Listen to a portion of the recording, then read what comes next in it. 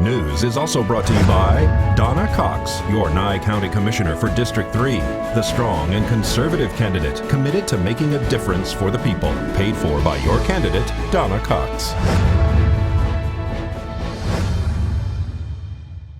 Laura Sposato won Best Documentary at this year's High Desert International Film Festival. We spoke to the former KPVM TV intern and local girl to get an update on her success. So I have 4 films in the festival, and they are all films that I shot while a student at the Cronkite School. One is called Project Education, and it's about project-based learning in a high school in Arizona that's really offering kind of technical programs for students that might not be very academic-based. The next one is called A Way of Life, and it's about the homeless living in the tunnels under the Las Vegas Strip. There is one called 50 Years Back to Hooverville, and I went to a 50-year class reunion for Kingman, Arizona, and I got to hang out with a bunch of really old people that all loved each other so much. It was really great. And then the last one was actually my master's thesis, and I did it on immunizations and vaccines and the debate kind of in that area with parents. So are you going to stay on that kind of line with the documentaries like that for education? You know, I'm not sure. I'm open to a lot of different ideas with documentaries, but what I find I like producing the most is definitely I like working with children, so education, and I like talking to old people. So, and it always needs to have kind of a, I can do it if I have to, but I don't like making people feel bad, and so I love the feel-good endings. And so if I can find a story where I can highlight something like this educational program and like how it's working and how it can maybe help other high schools, I would like to continue doing stuff like that. How's the films doing in the film festivals? Have you entered them to others? No, so this is actually the first, that's why I entered 4, because I've never entered a film into a festival before. So this is the first festival that I've ever taken part of. The only other thing is I have entered it into like the Hearst Journalism Award when I was a college student against other collegiate students who are creating similar things, and it did place, I think, 8th nationally, the Tunnel one.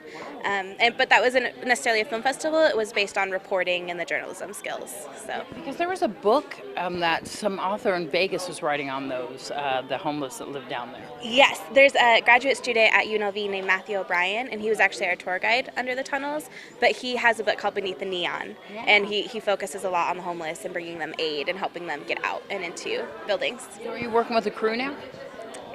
So it varies. Some of the documentaries, like the vaccine one, I was a one-man crew, did it all by myself, and I would not recommend it. It's super hard.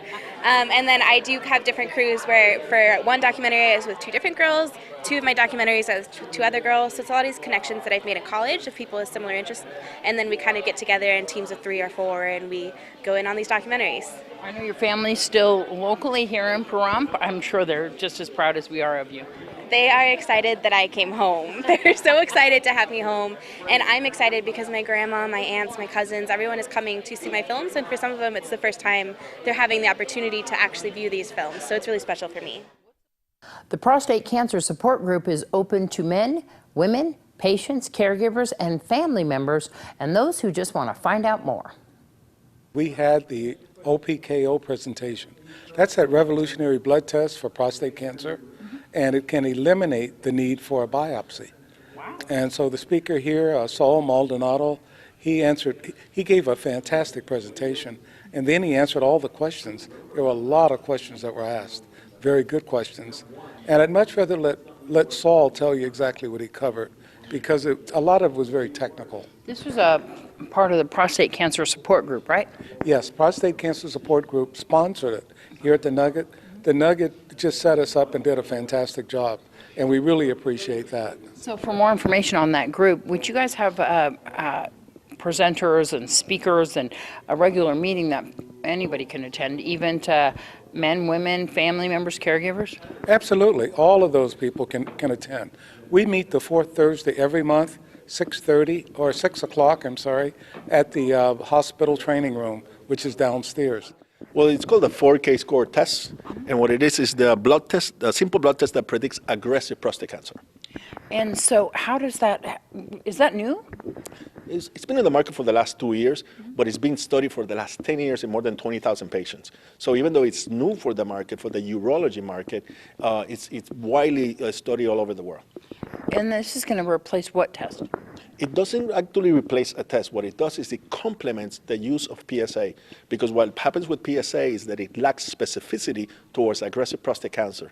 This test, when it's used in combination with PSA, will bring back the level of accuracy that PSA lacks. Therefore, we can discriminate aggressive prostate cancer from no cancer or indolent cancer. Oh, okay. And so can a regular patient get this test, or do you have to be referred to a specialist? Currently, most tests are being performed by urologists. However, in the 2016, my company, Path Diagnostics, was going to start targeting primary care physicians. So we hope that as we start targeting them, it will become more available through primary care. Because after all, primary care physicians are the ones that are ordering most of the PSA testing, even more so than urologists. And when do you think that we'll start seeing this? Well, it's already started. It just depends by region. I'm personally responsible for the Southwest region, so I cover 4 states, but here in Las Vegas, we start our efforts in 2016. So as soon as we can get here and more frequently, the test will, and also will depend from the demand of patients. So more than what I could do is about how patients ask their doctors about, hey, I want this test done for me, the 4K score done for me. Well, it has definitely been hot out there. We're going to find all about your upcoming weather after this break.